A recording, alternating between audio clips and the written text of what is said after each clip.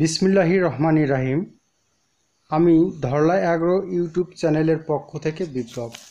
আপনারা যারা দেশ ও দেশের বাইরে থেকে দেখছেন সকলকে জানাই শুভেচ্ছা ও স্বাগতম। সুপ্রিয় কৃষক বন্ধুরা, আজকে আমি এই ভিডিওটির মাধ্যমে আপনাদের জানাবো আমন মৌসুমে ধানের বয়স 40 থেকে 50 দিন হলে এই সময় ধানের কি পরিচর্যা করতে হবে।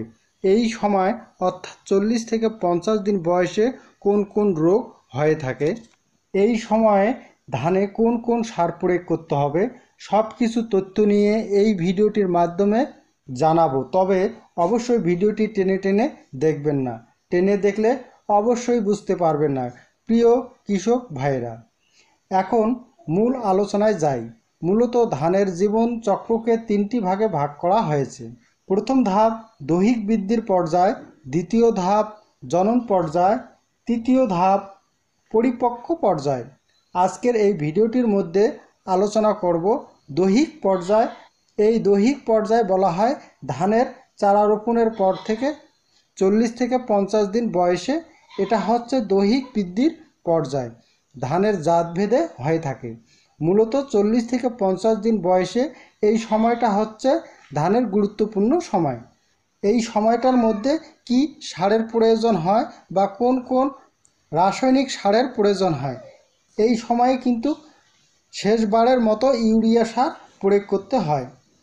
আপনারা যারা 15 থেকে 20 দিনের ভিতর একবার, 30 থেকে 35 দিনের ভিতর একবার, আপনারা শেষ বারের মতো তৃতীয়বার ইউরিয়া সার প্রয়োগ করার সময় মূলত আমার এখানে বিঘা প্রতি 10 কেজি করে ইউরিয়া সার প্রয়োগ করতে হয়।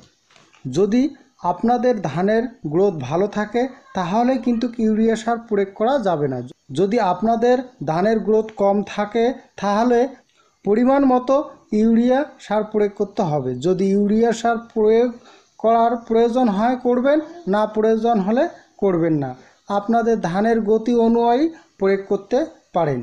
এই সময়ে আমাদের প্রথম একটি সার প্রয়োগ করতে হবে, সেটি হচ্ছে এমওপি বা পটাশ সার। এই এমওপি বা পটাশ সার এই সময়ে এসে কেন প্রয়োগ করব, সেটি হচ্ছে এই সময়ে কিন্তু ধানে বিভিন্ন প্রকার ছত্রাকের আক্রমণ দেখা দেয়। মূলত 40 থেকে 50 দিন বয়সে ধানে প্রথম ছত্রাকের আক্রমণ দেখা দেয়। যদি আমরা এমওপি বা পটাশ সার প্রয়োগ করি তাহলে ছত্রাকের আক্রমণ কম হয়। এটি হলো প্রথম ধাপ। দ্বিতীয় ধাপ হচ্ছে ধানের শিকড়ের সংখ্যা বেশি হয়, ধান শক্ত থাকে। বাতাস বেশি হওয়ার পরেও ধান গাছ সহজে হেলে পড়ে না। আমরা কিন্তু এই পটাশ সার প্রথম অবস্থায় প্রয়োগ করেছি। আপনারা বলতে পারেন ভাই কেন আবার প্রয়োগ করব? প্রথম অবস্থায় প্রয়োগ করেছি, এখন আবার প্রয়োগ করতেছি, কিন্তু কারণ আমি বললাম ধানে ছত্রাকের আক্রমণ কম হবে বা ধানের শিকড় বৃদ্ধি হবে, ধান শক্ত থাকবে এবং সাথে পোকামাকড়ের আক্রমণ কম হবে, রোগবালাই কম হবে এবং ধানের দানা পুষ্ট হবে, ধানের ওজন বৃদ্ধি পাবে। মূলত এর জন্য এই সময়টাকে পটাশ সার প্রয়োগ করব। তৃতীয় ধাপে আমরা ইউরিয়া সার প্রয়োগ করব এবং প্রতি বিঘা জমিতে 6 থেকে 8 কেজি এমওপি বা পটাশ সার প্রয়োগ করব। যদি ইউরিয়া সার প্রয়োজন হয় তাহলে ইউরিয়া সারের সাথে পটাশ সার ভালোভাবে মিশিয়ে ধানের জমিতে প্রয়োগ করব। তবে অবশ্যই ধানের জমিতে 2 থেকে 3 ইঞ্চি পানি থাকতে হবে। পানি যাতে অন্য জমিতে সরে না যায় সেই দিকটা খেয়াল রাখবেন।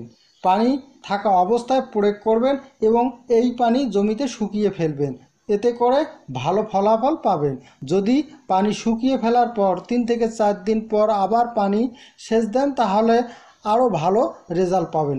সুপ্রিয় কৃষক বন্ধুরা, এই 40 থেকে 50 দিনের মধ্যে কিন্তু ধানের মাজরা পোকার আক্রমণ দেখা দেয়। সেই ক্ষেত্রে আমাদেরকে 20 থেকে 25 দিনের মধ্যে যারা মাজরা পোকার ঔষধ বা দানাদার প্রয়োগ করেছেন, আপনারা 40 থেকে 50 দিনের মধ্যে দ্বিতীয়বারের মতো এই মাজরা পোকার কীটনাশক প্রয়োগ করতে হবে। বাজারে কিন্তু বিভিন্ন কোম্পানির বিভিন্ন মাজরা পোকার ঔষধ পাওয়া যায়। আপনাদের যার যেটা ভালো মনে হয়, ইতিপূর্বে ব্যবহার করে ভালো রেজাল্ট পেয়েছেন সেটি ব্যবহার করবেন। আমি এই ভিডিওটির মধ্যে কোনো মাজরা পোকার ঔষধের নাম বলতেছি না। আমি কিন্তু ইতিপূর্বে এই চ্যানেলের মাজরা পোকার দমনের জন্য আলোচনা করেছি, আপনারা চাইলেই দেখতে পারবেন। আমি শুধু এই বয়সে ধানের কি পরিচর্যা করতে হয় এবং কি রোগ হয় তা আলোচনা করতেছি। তবে কৃষক বন্ধুরা এই সময়ে এসে ভালো মানের মাজরা পোকার ঔষধ ব্যবহার করব। তবে এই 40 থেকে 50 দিনের মধ্যে ধানের আর একটি সমস্যা হলো, তা হলো ছত্রাকজনিত সমস্যা, ব্লাস্ট রোগ বা খোল পচা রোগ বা খোল ধসা রোগের আক্রমণ হয়। এই সময়ের মধ্যে এই রোগটি দেখা দিতে পারে। বিভিন্ন ধানের জাতভেদে যেগুলো রোগবালাই সহনশীল সেই জাতগুলোতে এই রোগ দেখা কম দেয়। বেশিরভাগেই কিন্তু 95% ধানের এই রোগটি দেখা দেয়। ভালো কোম্পানির ছত্রাকনাশক ব্যবহার করব, যেগুলো দিলে এই রোগটি আর আক্রমণ করতে পারবে না। এখন আপনারা বলতে পারেন, ভাই কীটনাশক ও ছত্রাকনাশক একসঙ্গে প্রয়োগ করা যাবে কিনা। আমি যদি বলি আলাদাভাবে স্প্রে করবেন তাহলে কিন্তু ভালো রেজাল্ট পাওয়া যায়। অনেকেই কীটনাশক প্রয়োগ করেন শ্রমিক দ্বারা, সেই ক্ষেত্রে আমাদেরকে টাকা দিয়ে ব্যবহার করতে হয়। টাকা দিলেও সময় মতো শ্রমিক পাওয়া যায় না। আবার একবার দেওয়ার পর আবার 2-3 দিন পর আবার স্প্রে লাগতেছে, সেই ক্ষেত্রে খরচ অনেক বেড়ে যায়। যদি আপনাদের সামর্থ্য অনুযায়ী মনে চায় তাহলে ভালো রেজাল্ট পাবেন। যদি প্রয়োজন মনে করেন তাহলে একসঙ্গে ভালোভাবে মিশিয়ে ভালোভাবে স্প্রে করতে হবে, তাতে করে কোনো সমস্যা নেই। কীটনাশক ছত্রাকনাশক স্প্রে করার সঠিক সময় শেষ বিকেলবেলা। বিকেলে স্প্রে করলে রাতের বেলা যে শিশির পরে ধানের তাপমাত্রা নর্মাল থাকে, এজন্য ওই ঔষধগুলো ধানের পাতার মাধ্যমে গাছের কাণ্ড, শিরা, উপশিরার মাধ্যমে পৌঁছে যায়, যার কারণে ভালো রেজাল্ট পাওয়া যায়। এজন্য চেষ্টা করব শেষ বিকেলে স্প্রে করতে পারি। ধরুন আপনি স্প্রে করতেছেন, এমন সময় মধ্যে বৃষ্টি হচ্ছে, দেখা যাচ্ছে সকালে বৃষ্টি হচ্ছে বিকেলে নাই, আবার বিকেলে বৃষ্টি হচ্ছে সকালে নাই। এখন এই সময়ের মধ্যে আপনারা কি করবেন? হ্যাঁ কৃষক বন্ধুরা, এই মুহূর্তে আপনাদের করণীয় আপাতত যে দোকান থেকে কীটনাশক সংগ্রহ করবেন, ভাই আমি ঔষধ স্প্রে করব, এই মুহূর্তে কি করব? আপনাদেরকে একটি আঠালো পদার্থ দিবে, এই ঔষধগুলোর সাথে ভালোভাবে মিশে যায়। যদি আমরা স্প্রে করি তাহলে 2 ঘন্টার দূরত্বে গাছে প্রবেশ করবে এবং আটার মতো লেগে থাকবে। বৃষ্টি হলেও খুব সহজে ধুয়ে যাবে না। আমি নিজেও ব্যবহার করেছি সেমকো কোম্পানির বুস্ট আপ। এই বুস্ট আপ বিভিন্ন কোম্পানির পাওয়া যায়, যেমন এসিএ কোম্পানির ম্যাজিক ড্রপ পাওয়া যায়। এই রকম অনেক কোম্পানি আছে। তো কৃষক ভাইয়েরা আপনাদের এগুলো ব্যবহার করতে পারেন। যে নিয়মেই বোতলের গায়ে লেখা আছে ঠিক ওই নিয়মেই ব্যবহার করবেন। যদি আপনারা না পেয়ে থাকেন তাহলে 2 থেকে 3 টাকার শ্যাম্পু 16 লিটার পানিতে ভালোভাবে মিশিয়ে স্প্রে করবেন। কিছুটা হলেও ভালো রেজাল্ট পাবেন, যাতে করে বৃষ্টির পানি কীটনাশক ছত্রাকনাশক ধুয়ে না যায়। এটা হচ্ছে আমাদের উত্তম একটি মাধ্যম।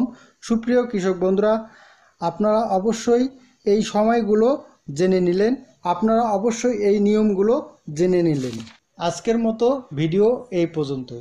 আমার এই ভিডিওটি যদি ভালো লাগে তাহলে একটি লাইক দিবেন, আপনাদের কোনো মতামত থাকলে কমেন্ট করবেন এবং নতুন নতুন ভিডিও পেতে চ্যানেলটি সাবস্ক্রাইব করে বেল আইকনটি বাজিয়ে দিবেন। সবাই ভালো থাকবেন, সুস্থ থাকবেন।